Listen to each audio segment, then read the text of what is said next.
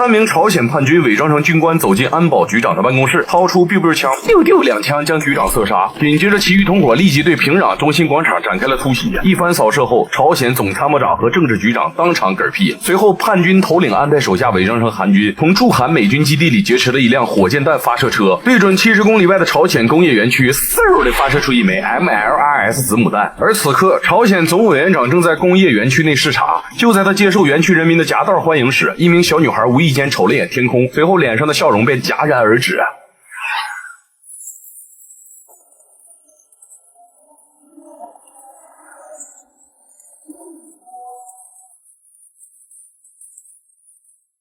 霎时间，整个工业园区硝烟弥漫，死伤无数。很明显，这是一场蓄谋已久的朝鲜内部政变。反叛分子不仅要肃清总委员长的所有势力，独揽朝鲜大权，还要让外界误以为是韩国军方主动向朝鲜发射了美产 MLRS 子母弹。如此一来，反叛分子就可以顺理成章地对美韩宣战，一统朝鲜半岛。随着硝烟散去，一辆军用卡车疾驰而来，领头的正是穿着朝鲜军装的栓子。本以为他是来救人的，没成想他竟一枪射杀了地上的幸存者，并对士兵们下令一个活口都不能留。而这一切都被总委员长的贴身警卫庞波利丘看在眼里。可此时总委员长已经中弹，昏迷不醒。为了保证他的安全，庞波利丘赶紧找了辆面包车，扒拉掉里面的玩具，将总委员长和2名幸存者转移到车里。与此同时，我国外交部为了保证所有在朝华人的安全，紧急下令让他们撤进韩国。庞波利丘见状，一脚地板油混进中国大使的车队。然而当车队行进至韩朝分界线时，南韩的守兵死活不予放行，甚至鸣枪示警。中国驻朝大使见状，顿时火冒三丈，一个电话打到青瓦台。我警告你，咱中国要是把水管给它断了，这都是你的责任。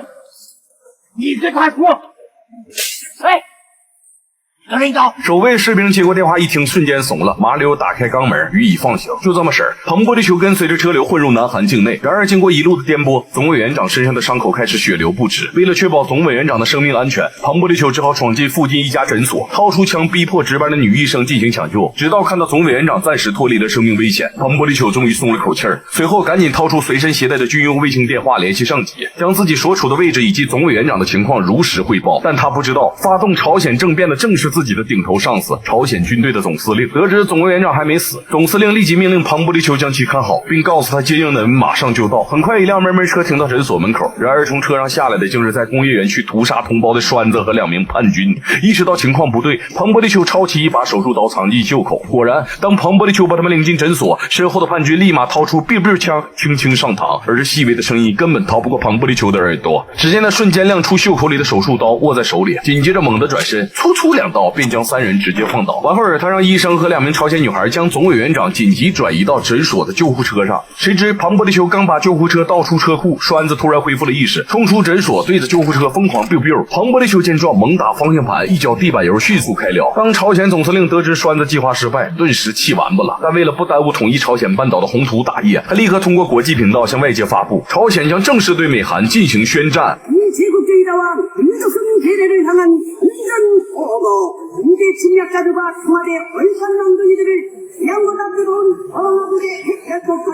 眼瞅着朝鲜正式向美韩宣战，韩国总统顿时慌了，立刻宣布全国戒严，进入1级战备状态。随后赶紧联系美国国防部长寻求帮助。大哥，朝鲜向我们宣战了，该怎么办？看你拿什么样？咱哥俩联手还干不过朝鲜。我预算过，朝鲜战前需要准备48个小时，从美国派 B-52轰炸机飞过去12个点，也就是说，咱们还有36个小时商量对策，不着急。别看韩国总统表面淡定，但内心实则慌了一批。他害怕朝鲜背后有更大的国际支持，于是赶紧派外交官思密达去面见中国驻韩大使，打探中方的态度。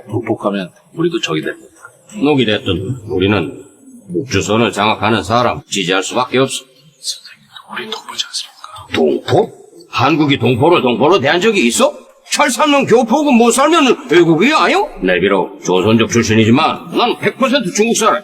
得知中方的态度，韩国总统立刻意识到，一旦挑起韩朝战争，势必会变成中美大战，而韩国和朝鲜都将沦为大战下的炮灰。就在韩国总统进退两难之际，思密达突然接到了情报员打来的电话，说在一家诊所里看到了朝鲜总委员长。于是思密达立刻派遣特种部队赶往诊所，成功控制了庞波利丘和昏迷的总委员长。谁知就在思密达押送他们回到青瓦台时，埋伏在必经之路的朝鲜反叛分子突然架起狙击枪，瞄准护卫队猛烈开火。随后他们驾驶渣土车对载着总委员长的车后腚疯狂意识到这帮叛军是过来刺杀朝鲜委员长的，思密达立刻加足了马力追了上去，因为一旦委员长死在韩国境内，那韩国就是跳进太平洋那么也洗不清啊。于是思密达递给庞波利丘一把步步枪，往后有一脚地板油，冲到渣土车正前方。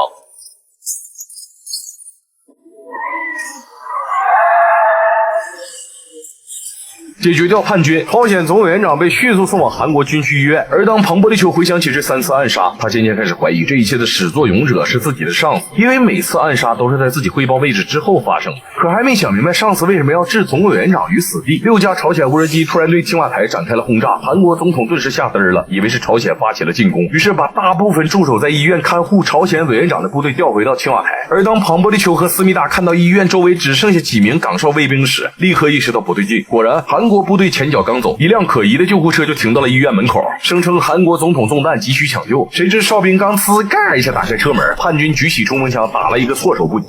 天台上留守的韩国士兵见状，立刻对救护车猛烈开火。就在这时，提前2天混进医院的栓子推开天台大门，从背后将毫无防备的韩国士兵打成塞子。夺取制高点后，栓子将机枪对准楼下的士兵，一番扫射过后，医院的武装力量已经所剩无几。紧接着，栓子往供电室扔了枚炸弹，只听砰的一声，医院顿时黑灯瞎火，漆黑一片。而大量的朝鲜叛军趁机潜入医院，带上夜视仪寻找总委员长的下落。可是由于不熟悉医院里的布局，叛军刚到达委员长所在的楼层，就被埋伏在楼道里的韩国士兵一锅端。栓子见状，立刻扛起叛军尸体上的火箭筒，朝着对方的火力点噗嗤就是一炮，直接将仅剩的韩国士兵轰成了渣渣。往后日找到躺在 ICU 里的朝鲜总委员长，二话不说一枪打在胸坎子上。本以为暗杀总委员长的任务算是完成了，没成想当栓着周开绿布一瞅，躺在病床上的压根就不是总委员长。原来思密达早就料到朝鲜叛军会再次暗杀，于是早就将总委员长秘密转移。与此同时，韩国特种部队意识到自己中了调虎离山之计，迅速赶回医院，将试图逃跑的栓子当场击毙。而庞波利丘从叛军身上的武器装备也彻底断定，发动政变挑起韩朝战争的幕后主使就是自己的顶头上司朝鲜军总司令李泰汉。而李泰汉得知栓子暂时失手并已经嘎了，立刻打开核武器密码箱，朝韩国发射了一枚核弹，不惜炸平韩国，也要让总委员长彻底嗝屁。而位于韩国上空的美军预警机检测到发射信号，赶紧按下拦截按钮，嗖的一下发射出数枚拦截弹。此时朝鲜核弹头已经完成分离，以3马赫的速度朝韩国飞去。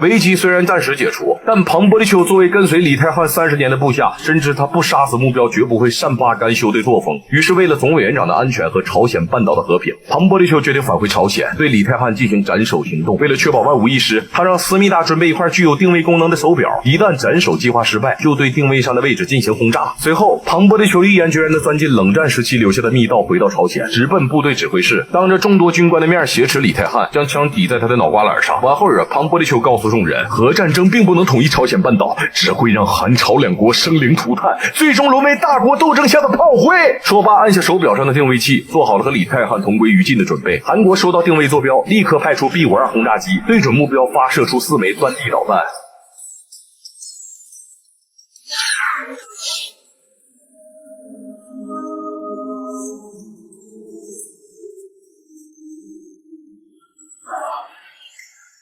随着导弹信号消失，思密达知道庞波利丘用自己的生命终止了半岛核危机。随后，韩国将朝鲜总委员长交还给朝鲜，朝鲜也因此恢复了原有政权。